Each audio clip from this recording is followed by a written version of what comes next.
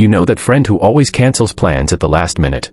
The one who says, "I'm tired," or "maybe next time," even when nothing seems wrong. You might think they're antisocial. You might think they're avoiding life. But what if they're not avoiding anything at all? What if they're protecting something most people don't even realize they're losing?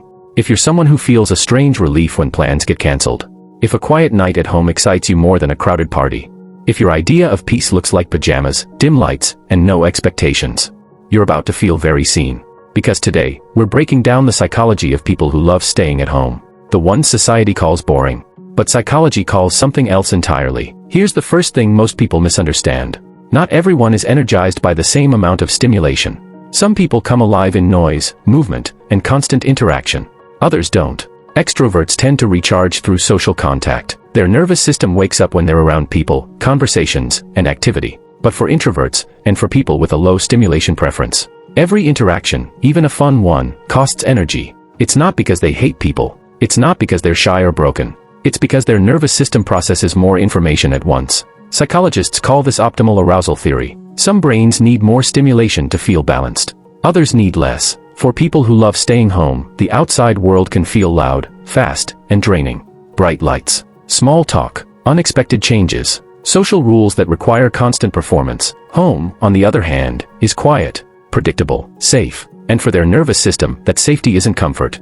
It's regulation. But there's more to it than just introversion. Many people who prefer staying home aren't running from the world. They're reclaiming control. Out there, everything is unpredictable.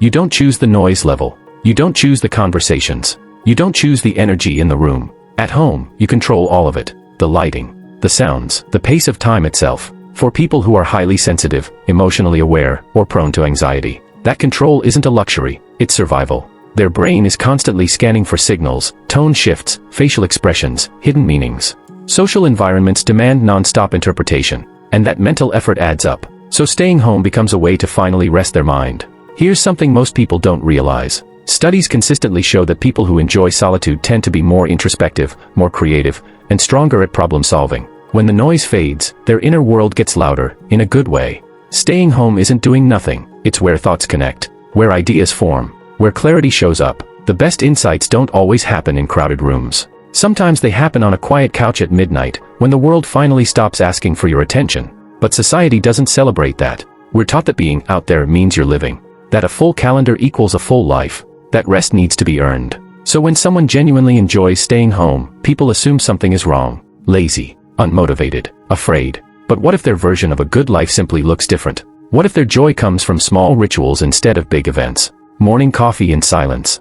The same favorite seat on the couch. The way evening light hits the room just right. These people don't need constant novelty to feel alive. Their inner world is rich enough. Psychologists refer to this as low stimulation preference. It means satisfaction comes from depth, not intensity. Meaning, not movement. But this is where things get complicated. Not everyone who stays home is doing it for healthy reasons. For some, staying home is a refuge. For others, it becomes a cage. Social anxiety can make the outside world feel threatening. Past trauma can teach the brain that safety only exists behind closed doors. Depression can quietly whisper, "What's the point?" And in those cases, staying home isn't peaceful.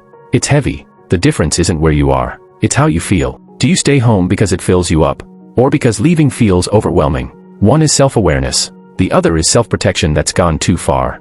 And that distinction matters. Because people who truly love staying home aren't hiding from life. They're engaging with it on their own terms. They choose depth over noise, peace over performance, presence over pressure. They don't feel the need to prove they're having fun. They don't need witnesses to validate their happiness. They're comfortable being alone with their thoughts. And that's something many people never learn how to do. If this sounds like you, you're not broken. You're not missing out. You're just wired differently. And in a world addicted to constant stimulation, that kind of wiring is rare. So tell me, do you genuinely enjoy staying home? Or do you think society has just made us afraid of stillness? And if you want to understand the psychology most people never hear about themselves, the next video is going to hit even harder.